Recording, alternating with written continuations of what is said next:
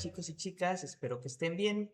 A continuación voy a explicarles un poco algunos conceptos importantes para el curso, como lo que es la comunicación mediática y masiva y también la alfabetización mediática e informacional. Este segundo es muy importante porque justamente lo vemos al final del curso para entender la importancia que tiene que nosotros estudiemos desde la bibliotecología los procesos de comunicación y cómo impactan a nivel personal, grupal, organizacional y por supuesto a nivel general en la sociedad.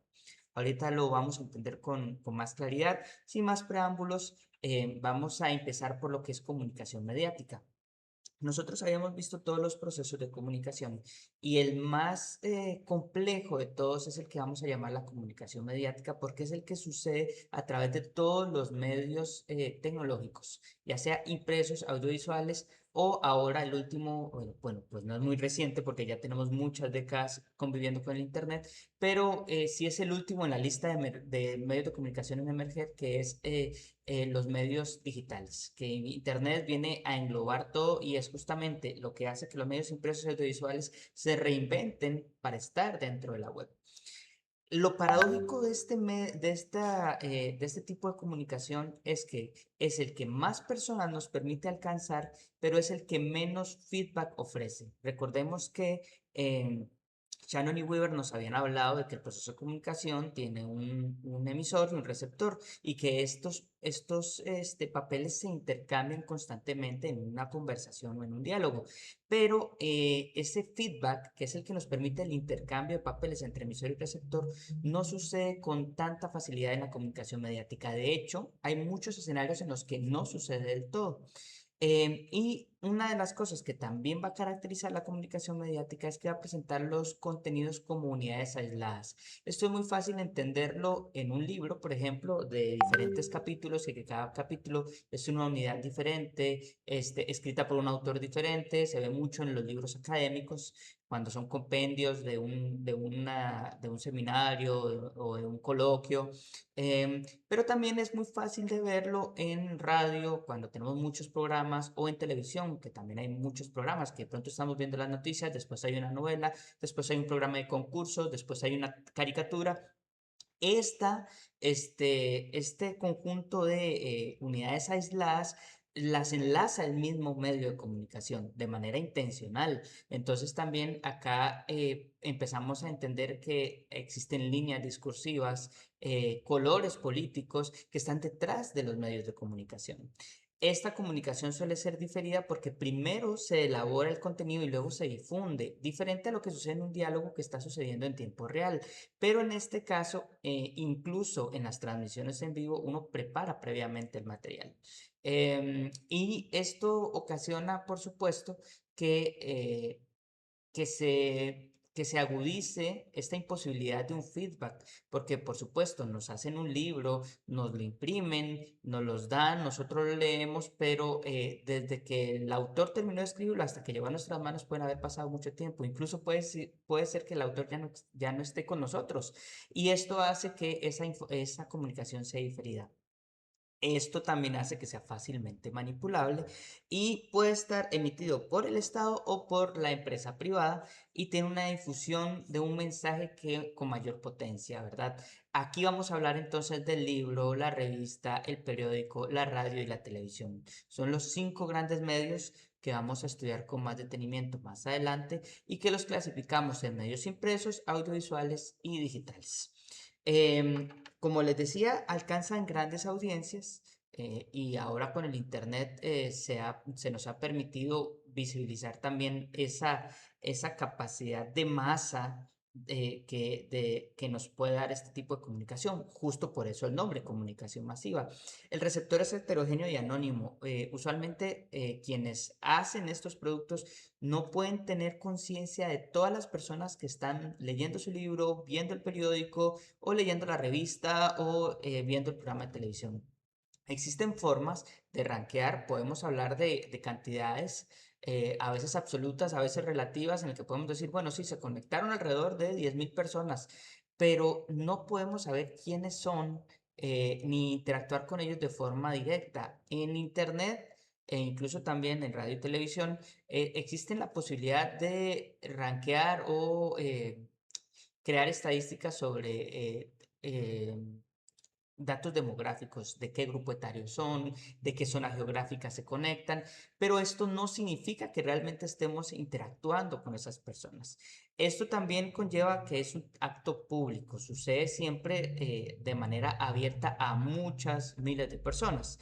Se usan medios técnicos y como es un mensaje público y viaja de forma dispersa a distintos destinos, al mismo tiempo, ese feedback del que les hablo es lento e indirecto o bien inexistente, que es algo que ya hemos venido hablando. Ahora, esta comunicación masiva tiene una función social.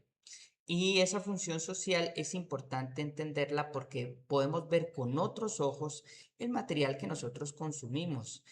Siempre se habla, y además ahorita en esta era de la desinformación y la posverdad, siempre se habla del discurso que puede haber detrás de un programa de televisión o de una canción de música. Pero lo cierto es que todos, absolutamente todos los medios de comunicación masiva tienen estas funciones y es importante que las podamos entender para saber cómo estamos interactuando nosotros y nuestros usuarios ante estos medios de comunicación. La primera función es la que vamos a llamar vigilancia del entorno social y esto significa que podemos tener una contribución a la creación de valores o principios morales de la sociedad. Algunos, por supuesto, nacen del consenso y otros de la estigmatización. Podemos ver liderazgo de opinión en este tipo de medios, detección de conductas desviadas y todo esto permite que se gobierne la opinión pública. Y esto sucede desde hace mucho tiempo, es decir, desde la editorial que elige a qué autor publicar o cuál autor no publicar, hablemos después de todo lo que significa la censura en las bibliotecas, hasta el partido político que paga un espacio político o el jefe de Estado que decide utilizar una transmisión en vivo por televisión para determinar o para comunicar políticas públicas, decisiones administrativas de su gobierno. Esto significa que realmente los medios de comunicación son una herramienta política de todas las ideologías políticas que podríamos imaginar. Esto puede ocasionar también que se usen para fomentar el pánico, dependiendo cómo se trabajen los discursos, y además favorecen la invasión cultural.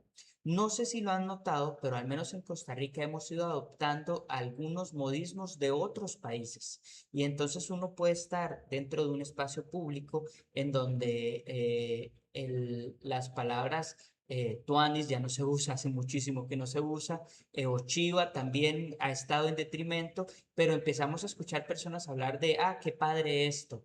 Y entonces son modismos de otros países que empezamos a traernos y esa invasión cultural muchas veces también se ve, por ejemplo, en el cambio del lenguaje. No sé si han notado que hemos adoptado con mayor facilidad el idioma inglés para hablar de cosas que existen a nivel de español. Por ejemplo, hace poquito que yo dije feedback, existe la palabra para sustituir feedback, que es retroalimentación. La gente entonces habla de outfit en lugar de mudada o vestuario y entonces este tipo de invasiones culturales se promueven con exceso a través de los medios de comunicación masivos. Ahora, también tiene la función social de correlación entre componentes sociales, es decir, interacción entre diferentes actores de la sociedad. Por ejemplo, nos permiten apoyo a la movilización. En el caso de la primavera árabe, de la que les había hablado en clases anteriores y todo lo que sucede a nivel político, empezando en Egipto, después en Siria y toda esta movilización de personas buscando un cambio en el régimen político que existía en estos países, se da a través de redes sociales. En otras ocasiones se ha dado a través de programas de radio clandestinos o a través de programas de televisión. Y esto también permite que se abran espacios como el combate de las amenazas a la estabilidad social. Esto es muy importante reflexionarlo porque podemos entender que la comunicación masiva tiene funciones sociales que según eh, la clase hegemónica que controla los medios elija, así puede ser bueno o malo para la sociedad. Por ejemplo, en temas de estabilidad social, de pronto podemos tener algunos discursos a través de los medios de comunicación masiva que nos permiten seguir entendiendo cuál es el orden social, por qué es importante la democracia, por qué son importantes los derechos humanos, así como también podrían haber otros discursos que no necesariamente favorecen la unión social. Ayuda, por ejemplo, a conservar el poder, a veces de una forma democrática, otras veces de una forma dictatorial, pero ahí están los medios de comunicación sirviendo esta función social, mantiene el consenso cultural, incrementa el conformismo, en especial porque si logran las clases hegemónicas eh, dominar la mayoría de medios de comunicación, masivos, nos van a vender los discursos que a ellos les conviene. Entonces, el hecho de que tengamos acceso, menor acceso a diferentes discursos, puede ser que entremos en conformismo, que eso por supuesto termina por dificultar los cambios sociales y debilitar el sentido crítico, que es algo que está pasando mucho en Costa Rica en este momento. ¿Por qué se debilita el sentido crítico? Bueno, porque existen medios de comunicación como las redes sociales que están completamente manipuladas por troles, por corrientes discursivas relacionadas a X o Y discurso político y terminan haciendo que nosotros, como población, como sociedad, no diversifiquemos los contenidos que veamos, esta misma burbuja que nos crea el algoritmo de que siempre nos muestra lo que nos interesa y entonces dejamos de contrastar, dejamos de comparar, dejamos de cuestionar. Eso es justamente a lo que se habla de esta debilitación del sentido crítico dentro de la correlación entre componentes sociales de la función social de la comunicación masiva. Y esto también puede impedir el desarrollo cultural. Por eso es tan importante la diversidad de medios de comunicación y la diversidad de administradores de esos medios de comunicación. Que nosotros entonces podamos elegir qué medio de comunicación consumir, pero que también haya diversidad para esa elección. Y por último, la función social de transmisión cultural, que estos medios de comunicación incrementan la cohesión social. Recordemos que esa cohesión era esa capacidad que tenía un grupo de mantenerse unido, ¿verdad? Esa gomita que pegaba a todos los miembros. Y los medios de comunicación nos permite, por ejemplo, compartir intereses, que también es una forma de entender la cohesión social, con otros grupos que no necesariamente están en nuestro país, que no necesariamente están en nuestra región. Y así, por ejemplo, ahora que viene el Mundial de Fútbol, los medios de comunicación masiva nos van a permitir sentirnos en una sociedad global a través de un evento que está pasando a nivel internacional y que a la gran mayoría de las personas le interesa. Pero también estandariza consumos, estandariza estándares de belleza, pues, estandariza productos, gustos, y bueno, esto nos puede llevar muchísimo de reflexión. Mantiene el consenso cultural, aumenta la masificación, más personas piensan de la misma manera, cuestionan menos, despersonaliza los actos de socialización, en especial los medios digitales, porque entonces ahora ya no vamos a la clase presencial, sino que nos conectamos todos a una transmisión en vivo. Y de pronto esa transmisión ya deja de tener un carácter personal y experiencial, sino que simplemente es otro programa que podríamos estar viendo diferido y no notaríamos la diferencia. Y reduce la variedad de subculturas. Eso es un tema muy interesante porque incluso los medios de comunicación y las clases hegemónicas pueden ser muy intencionales en reducir las subculturas. ¿Y eso qué significa? Bueno, a veces desaparecen por la misma dinámica social y otras veces la misma cultura mediática toma una subcultura o una contracultura y la convierte en mercado, en algo que se puede producir. Como el ejemplo que les daba en clases anteriores en relación a lo que pasaba con todo el movimiento punk. que que nace como una contracultura, pero de pronto comercializamos música punk, vestuario punk, y todo este tipo de cosas hace que esa subcultura simplemente siga dentro de la masificación y en la capitalización de culturas más grandes o con mayor desarrollo o aceptación social a nivel mundial. Y otra función social es el entretenimiento, que este es el que más claro tenemos respecto a la comunicación, a los medios de comunicación masivos. Por ejemplo, el ocio masivo y el ocio individual, ver una película, leerse un libro, sentarse a ver el periódico, resolver el sudoku, nos permite distraernos, pero también obstaculiza la acción social. No sé si han escuchado este dicho en relación bueno, eso es un circo romano. ¿Qué sucedía en Roma? Bueno, cuando decisiones gubernamentales desde el imperio perjudicaban al pueblo y sabían que el pueblo podía levantarse y protestar, entonces creaban algún show en el Coliseo Romano. Entonces todo el pueblo entretenidísimo viendo el show y hablando del show, y dejaba de tener importancia la decisión política que transgredía derechos del pueblo, como subir impuestos o aumentar represión. Esto sigue sucediendo. De pronto vemos situaciones muy específicas, escándalos políticos que de pronto son opacados con el Super Bowl o el Mundial de Fútbol. No necesariamente tiene que ser con deportes, tiene cualquier otra cosa. Por ejemplo, incluso hay personas que cuestionan el tema de las misiones a la Luna en consistencia con el escándalo que estaba teniendo el Poder Ejecutivo de Estados Unidos y las investigaciones de de los papeles de Epstein. Este tipo de situaciones son las que muchos teóricos reflexionan en relación a que los medios de comunicación masivas pueden obstaculizar la acción social, porque entonces nos distraen, incrementan la pasividad y degrada la exigencia y el gusto, porque entonces ahora, bueno, todos queremos un café de tal marca, y creemos que eso es lo que está bien y entonces dejamos de pensar en variedad, en que hay otras bebidas o que hay otras marcas o que hay otras experiencias.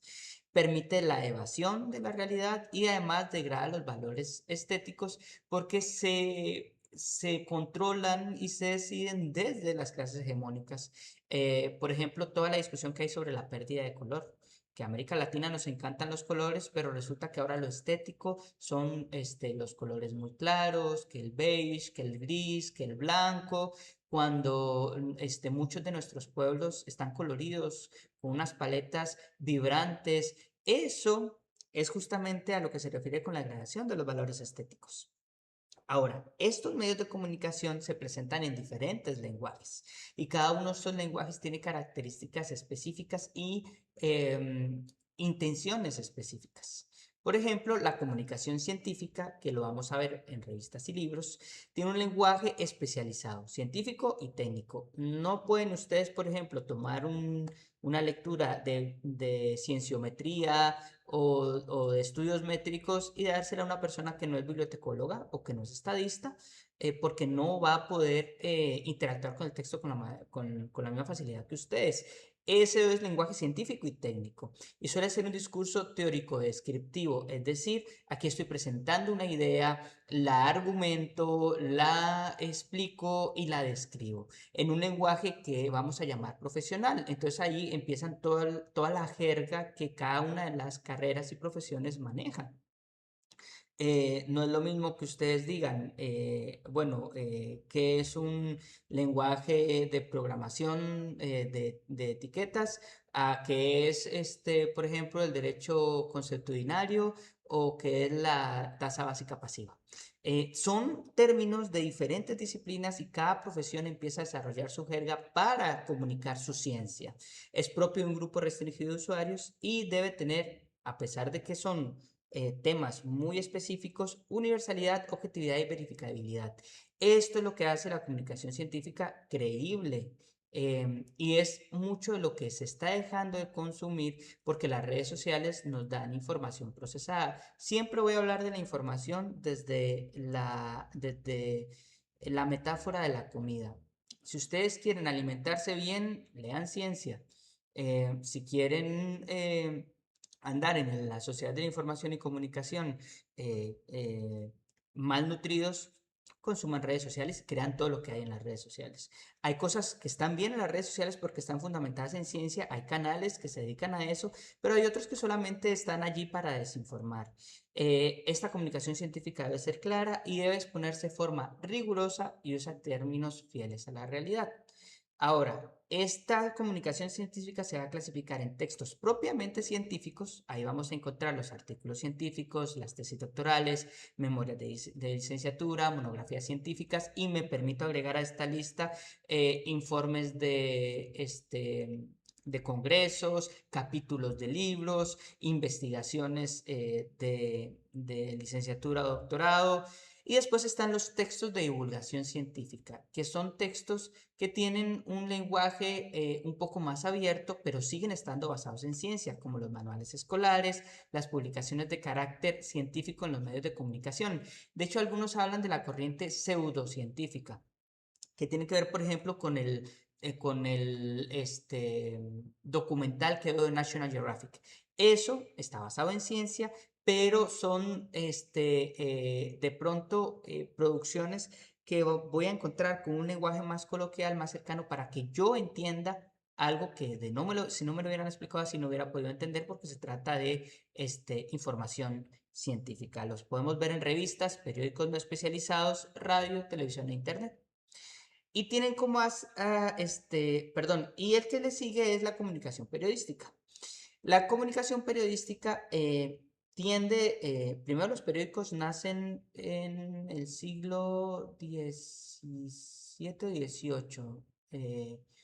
Empiezan a popularizarse, ahorita lo vamos a ver, no estoy tan seguro de qué siglo nacen, pero creo que en una de estas diapositivas lo anoté.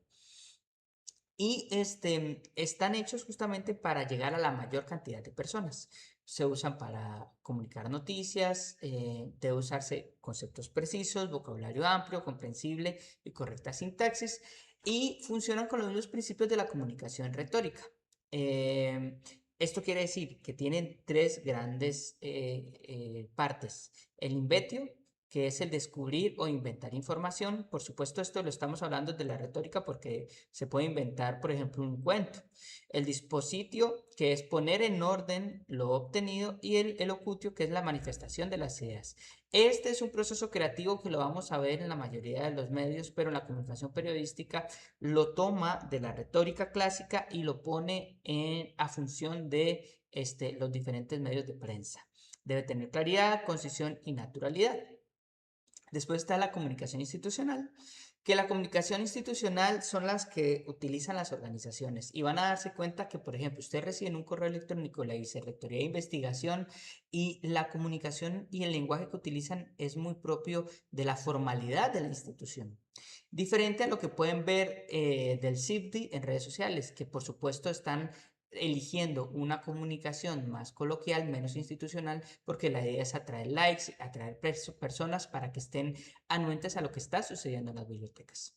Las organizaciones sobreviven gracias a la comunicación y se busca estimular al individuo a cierto comportamiento. Eso se hace a través de la misma comunicación institucional que se puede hacer dentro de la institución o hacia afuera. Y lo que hace es buscar que las personas se relacionen con una imagen, perdón, de la organización. Esto significa que va a buscar el reflejo de la identidad, la cultura y las actividades de la organización. ¿A través de qué? A través de las diferentes manifestaciones de una comunicación institucional que además aprovecha la cultura organizacional para hacerse frente y reproducirse dentro de los diferentes espacios de la organización. ¿Esto qué quiere decir? Bueno, que si ustedes quieren, por ejemplo, redactar un comunicado de prensa de una institución, una carta, un correo electrónico, uno sabe qué hay que poner. El famoso saludos cordiales, el famoso la presente es para saludarle y a la vez solicitarle. Esa comunicación ya está parametrizada, ya está estandarizada y entendemos cuando entramos dentro de una organización cuál es esa cultura que define la comunicación institucional y que por supuesto está ligada a la imagen que quiere vender esa organización. Esa comunicación institucional se puede desarrollar a través de un plan de comunicación. Y ese plan de comunicación debe tener una conciencia de cuáles son los medios que tiene cerca para justamente adaptarse a esos medios y poder utilizarlos de forma conveniente. Cuando nosotros tenemos un plan de comunicación y necesitamos avisar que existe una defensa de tesis, no es lo mismo como lo hacemos en una invitación formal a las personas que van a asistir a la defensa porque son los sustentantes, que se hace a través de un oficio, una carta que entra por el sistema de correspondencia privado de la universidad, a el afiche que nosotros publicamos en redes sociales para invitar al público general a esa defensa. Nos adaptamos ese mensaje a los diferentes medios. Conocer sobre la planificación publicitaria es importante. Por eso estamos viendo, ahorita más adelante vamos a ver la diferencia entre divulgación y publicidad. Adaptarse a los criterios noticiosos y publicitarios y seleccionar los públicos adecuadamente. De hecho, cuando uno hace un plan de comunicación, lo primero que hace es determinar qué situación tiene. Por ejemplo, tenemos una defensa de tesis y determinar los públicos. Bueno, los públicos van a ser el comité examinador, el tesista y por supuesto el público en general que quiera. ¿Y cómo le vamos a comunicar a estas personas que existe esta situación? Bueno, se la vamos a comunicar con estos medios, con estos mensajes claves. Así se define una comunicación institucional, con un plan de comunicación. Después está la comunicación publicitaria. Esta se caracteriza por ser de consumo actual y depende de la publicidad. O sea, es decir, la sociedad actual consume lo que consume gracias a la publicidad. Nosotros elegimos el producto de consumo diario o la película o la comida porque hay publicidad y bombardeándonos constantemente que deberíamos elegir según nuestros gustos. Y ahora la publicidad ha mutado muchas veces. Ustedes dirán, bueno, es que no, yo elegí comer eso no porque lo haya visto en una valla publicitaria o en un anuncio de televisión, sino porque me lo recomendó en TikTok. Obviamente eso también es publicidad en otra manifestación, pero hay una tendencia a decirle a la sociedad que consumir. Se manifiesta en los medios de comunicación masiva y suele caracterizarse por un mensaje simbólico. ¿Qué significa mensaje simbólico? Significa que tenemos un producto más un símbolo. Ese símbolo puede darme éxito, fama, riqueza, belleza. Entonces yo digo, bueno, me estoy cuidando, estoy comiendo sanamente y estoy en el gimnasio. Y entonces, si a mí McDonald's me dice que tiene un menú light, entonces significa que el producto más el valor agregado del símbolo es, vida fitness, vida saludable. Entonces yo voy a elegir ese producto light. Ese es el mensaje simbólico. Por supuesto, muchas veces está manipulado. Usa la la persuasión para modificar el comportamiento del público y esa persuasión, la publicidad se maneja mucho en la persuasión. Y es decirle, bueno, pero es que si usted hace esto, le va a ir mejor. O esto es lo que las personas exitosas hacen. O esto es lo que usted debería hacer para verse mejor. Esa persuasión constantemente decirnos, este es el ideario que usted quiere, yo le tengo el producto para que usted lo alcance. De eso se trata la persuasión porque se trata de vender un producto y es connotativa, subjetiva y persuasiva. ¿Recuerdan que era la connotación? Era no necesariamente el significado literal de las cosas, sino el significado que nosotros podíamos atribuirlo según el contexto y la construcción social. Entonces, si es connotativa, subjetiva y persuasiva, significa que no necesariamente lo que nos están diciendo en la publicidad es real. Muy pocas veces lo es. Solo para decirles un ejemplo, cuando uno, por ejemplo, fotografía comida, existe una producción. Las hamburguesas, por ejemplo, no se cocina la torta completa, porque la torta, cuando uno la cocina, se aplasta. Uno solamente cocina el borde, lo pasa en el sartén para que se vea cocido, pero la torta sigue grande. Esto hace que nosotros le digamos a las personas, miren qué grande es esta hamburguesa y qué grande la torta que tiene, pero es que nunca la cocinamos, así no va a ser la torta nunca. Ahí está la connotación, la subjetividad y la persuasión del mensaje publicitario. Puede ser informativo o persuasivo porque también nos puede decir, mira, aquí vamos a tener esta exhibición fotográfica en la biblioteca. Informativo. Persuasivo. Realmente sos amante de la cultura, no te puedes perder la exposición fotográfica de la biblioteca. Ven que ahí ya hay un discurso simbólico. Tenemos entonces dos formas de anunciarnos a través de la publicidad, que es el anuncio denotativo que evoca la realidad y el anuncio connotativo que apela al sistema de valores del ser humano. Entonces, el mismo ejemplo que les acabo de dar, de no es lo mismo decirle a la gente, mira, hay una exposición, vengan, porque esa es la realidad y listo, no le sumo ni le resto, a decirle, mira, si usted realmente se considera culto, usted no puede perderse esta exposición. Y ahí ya entonces empezamos a hablar del sistema de valores del ser humano. Ah, es que yo me considero una persona muy culta, o yo me considero una persona que me cuido mucho en la alimentación, yo me considero una persona que tengo criterio político. Y entonces eso... El anuncio connotativo apela a esa sensación, a ese sentimiento o a esa necesidad de vernos de determinada manera. Entonces, esto es un claro ejemplo, por ejemplo, de un anuncio denotativo. El anuncio denotativo, precios de matrícula de honor, arranca el nuevo curso con los mejores precios. Y listo, ya, solamente nos está diciendo que ahí hay precios. Pero el anuncio connotativo nos está diciendo, ah, bueno, ¿cuál voy a elegir? Ah, pero espérense, este no es un paréntesis de elección. Esto es un paréntesis que me está indicando una cintura. ¿Por qué? Porque es light. Porque toda la comida que me están poniendo, toda engorda, pero esta es light. ¿Ven cómo el discurso se va directamente a la emoción, al sentimiento o a la expectativa de quién quiero llegar a ser o quién quiero proyectarme? Paralelo a la publicidad está la propaganda. ¿Y cuál es la diferencia? Bueno, la publicidad me vende ideas, la publicidad me vende productos y la propaganda me vende ideas.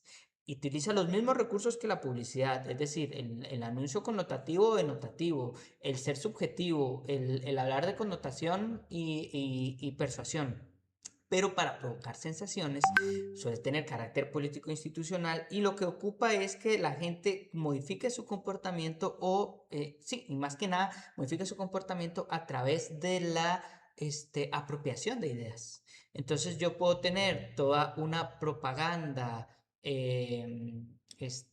de protección del ambiente que hace que entonces la gente empiece a reciclar.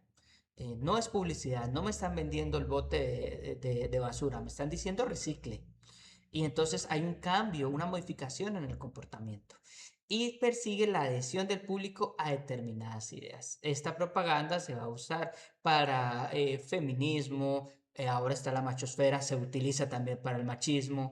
Tristemente, se va a utilizar también, por ejemplo, para ideas, para creencias religiosas, para colores políticos, para temas de derechos humanos, cualquier idea que queramos que la gente agregue a su sistema representacional y a su forma y a su sistema de valores, lo hacemos a través de la propaganda.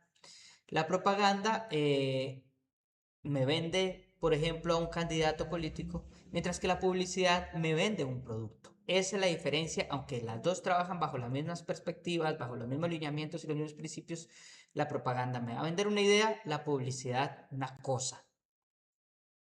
Ahora, hemos estado hablando de toda la comunicación de diferentes formas. ¿Y por qué esto es importante? Resulta que existe algo que se llama alfabetización informacional. Ustedes lo vieron en referencia. Y tiene que ver con la forma en la que nosotros entendemos la información. La forma en la que nosotros interactuamos con la información, si sabemos buscar en bases de datos, si sabemos encontrar entre una información correcta e incorrecta, o qué me sirve o qué no para mi investigación. La alfabetización informacional tiene que ver mucho con la información, pero la información y los medios de comunicación masivos se fusionaron desde ya hace décadas. Mucho tuvo que ver el Internet para que esta fusión sucediera. Y entonces la palabra alfabetización, que la habíamos tomado justamente de pensar en personas alfabetizadas que sabían leer y escribir, ahora más bien la usamos porque necesitamos que las personas no se queden solamente con saber leer y escribir, sino que también sepan usar información y entender los medios de comunicación y cómo funcionan estos. Significa entonces que, como les decía el antecedente, la palabra alfabetización, que la usábamos en los procesos de enseñanza y aprendizaje desde la segunda mitad del siglo XIX y hasta el siglo XX, nos hablaba sobre personas que tenían acceso o dominio de los códigos de acceso al conocimiento escrito. Sabían leer, sabían escribir. Eso era una persona alfabetizada. Pero con la sociedad de información y comunicación y la hipertextualización y la diversificación de los soportes, la alfabetización ya no puede resumirse solamente a saber leer y escribir. Ya eso no es suficiente porque yo puedo leer algo, pero puede ser una mentira, puede ser algo falso, puede ser algo erróneo, que entonces al final no me está dando la capacidad para moverme en esta sociedad tan sobreinformacionalizada. Entonces, teníamos la alfabetización informacional, de la que ya les hablé, de la que ya habíamos hablado en referencia, que es la capacidad de reconocer cuando necesito información, la habilidad para localizarla, el conocimiento para evaluarla, la capacidad de usarla eficientemente y la competencia para aprender y enseñar a otros. Esta último está con asterisco porque es justamente en la cúspide de la alfabetización informacional. Cuando yo ya sé aprender por mí mismo y enseñar a otros, significa que ya estoy completamente alfabetizado a nivel informacional. Significa entonces que si ustedes saben, por ejemplo, pedir comida a través de una aplicación de delivery y pueden enseñarle a su mamá o a su abuelita cómo hacerlo, están alfabetizados informacionalmente en esto. Esto involucra una conciencia social, legal y ética porque si usamos este mismo ejemplo significa que ustedes pueden decirle, bueno, lo más importante de esto es que usted sepa que aquí hay una transacción. Usted debería usar sus datos, no debería usar los de otra persona. Además, eso es a nivel ético y legal. Y además de la conciencia social de, bueno, la otra persona que está del otro lado recibiendo el pedido es una persona con trabajo, que está allí ganándose la vida. También entender quién es, por qué está haciendo esto. Eso es alfabetización informacional. ¿En qué momento convertimos esto en alfabetización mediática informacional? Bueno, la UNESCO es quien acuña el término y es porque justamente las consecuencias de esta sociedad de la información y comunicación es que tenemos una difusión y descentralización de la información. Eh, Esta información difusa, que está en un poco aquí, otro poco allá, a veces no está toda correcta en un solo lugar, hace que el abordaje que nosotros podamos tener de la información necesite hacerse con un esfuerzo más intencional, mejor calificado, para tener mejores resultados. Es decir, es el abordaje de la misma temática desde diferentes disciplinas. Esto es lo que detecta la UNESCO. Estábamos abordando todo esto de la alfabetización informacional desde diferentes disciplinas y eso hacía que nos duplicáramos esfuerzos. Y entonces teníamos alfabetización digital y alfabetización informacional y alfabetización mediática y alfabetización de las que se pudieran haber. Entonces la UNESCO dice, bueno, trabajemos todas estas alfabetizaciones en una propuesta integradora que se vaya a llamar alfabetización mediática e informacional, que según la UNESCO se rige por el siguiente principio: dotar a los ciudadanos de los conocimientos básicos sobre el papel de los medios de comunicación. Es lo que hemos estado haciendo durante todo el semestre. Y los dispositivos de información en las sociedades democráticas, siempre que esa función esté correctamente desempeñada y los ciudadanos puedan evaluar de forma crítica la realidad de los contenidos que se transmiten. Es decir, toda nuestra lucha contra las fake news, la posverdad, la desinformación, se resuelve desde la alfabetización mediática e informacional, que son las bibliotecas, uno de los escenarios que la UNESCO determina como útiles para hacer esto. Porque es desde la biblioteca donde podemos explicarles, mira, lo que usted ve en redes sociales, compruébelo, no necesariamente es real. Mira, lo que usted está leyendo en esta página web que tiene faltas ortográficas, que tiene publicidad de dudosa procedencia alrededor, no es correcto. ¿Cómo le enseñamos esas estrategias a las personas? A través de la alfabetización mediática informacional, que también la vamos a llamar por sus siglas AMI. Ahora, ¿qué características tiene esta alfabetización? Identifica funciones de los medios de comunicación en la cotidianidad, es decir, nos permite reflexionar qué hacen los medios, cómo modifica nuestra cultura, cómo modifica nuestro comportamiento. El otro día estaba en el supermercado con mi esposa y estábamos haciendo fila en la caja y de repente unos chocolates nuevos que no habíamos visto en el mercado los teníamos justo al frente. Y yo sabía que los habían puesto ahí intencionalmente. Y yo dije, bueno, igual elijo comprarlos porque quiero probarlos, pero sé en lo que estoy cayendo. Es decir, no lo estoy haciendo de una manera inconsciente, sino que estoy diciendo, mira, soy consciente cómo la publicidad está aquí diciéndome qué consumir. A veces elijo caer y otras veces digo, no, aquí no caigo. Pero esa conciencia es la función de la alfabetización mediática informacional. Nos da claves para evaluar medios de comunicación y fuentes de información. Yo debería saber que el medio de comunicación que estoy consumiendo, ¿quién lo financia? Porque justamente la persona o la empresa que la financia me puede decir de dónde vienen los intereses que eligen el discurso que está en ese medio de comunicación. No es lo mismo leer La Nación que el semanario. No es lo mismo ver Canal 7 que Canal 15 o Trivisión. Uno sabe quiénes están detrás de eso y cuál es el discurso que promueven. Entonces debemos estudiar la creación, transmisión y audiencias de los mensajes para sentirnos realizados dentro de la sociedad de la información y comunicación, que yo me sienta en libertad de elegir qué creer y qué informarme, porque entiendo cómo funciona esto. Y esa libertad es justamente lo que busca la alfabetización mediática informacional, que todos seamos seres conscientes de la información que consumimos, de dónde viene, por qué nos la dieron y nos la empaquetaron así, y cuál es la intención de la persona que creó esa información.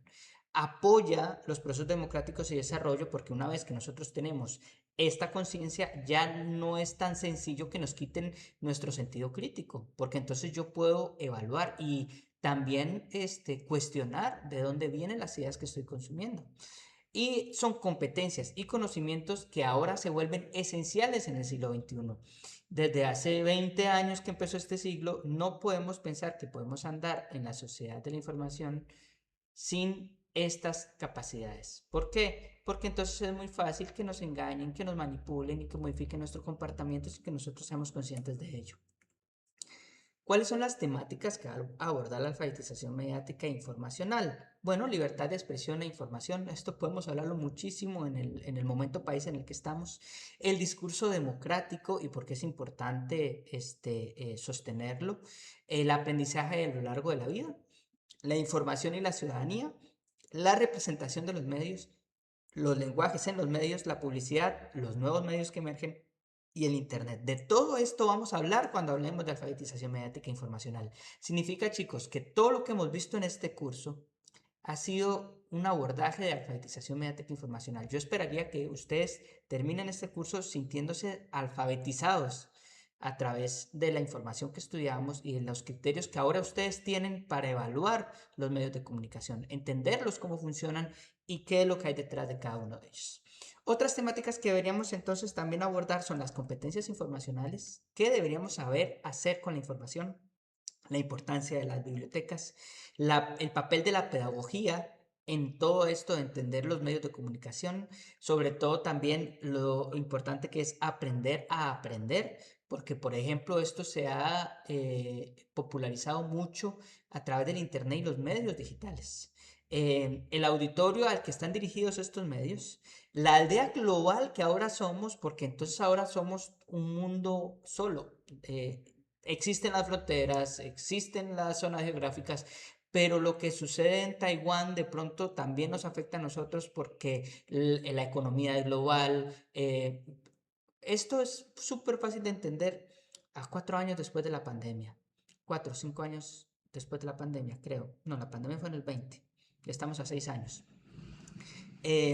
¿Por qué? Porque entonces entendemos que si alguien se come algo raro en otro país y se enferma y se le transfiere una enfermedad de otro animal y ahora entonces nos guardan a todos en la casa por año y medio, es entender cómo funcionan los medios también. Es entender que todos estamos vinculados, no importa qué tan lejos o cerca vivamos. Y por supuesto también otra de las temáticas es la edición digital. Saber también que toda la información ahora pasa por una pantalla, pasa por píxeles y ese consumo de información tiene formatos, tiene estándares, tiene además incluso tendencias. ¿Cómo es posible que pasemos de ver un largometraje de hora y media hace 20 años a que ahora solo queramos ver videos de 15 segundos? Y el cine lo sabe y hasta ha modificado su forma de crear películas y la estructura de sus guiones porque sabe que a los millones que se le invirtieron a una película todavía gana una pantalla de 7 pulgadas, de 6 pulgadas del celular en el que hacemos scroll. Bien, estas son las referencias bibliográficas de todo lo que acabamos de ver. Y bueno, nos veríamos próximamente en la siguiente clase. Espero le puedan sacar provecho a este video para entender todos estos conceptos y espero que estén muy bien. Hasta luego.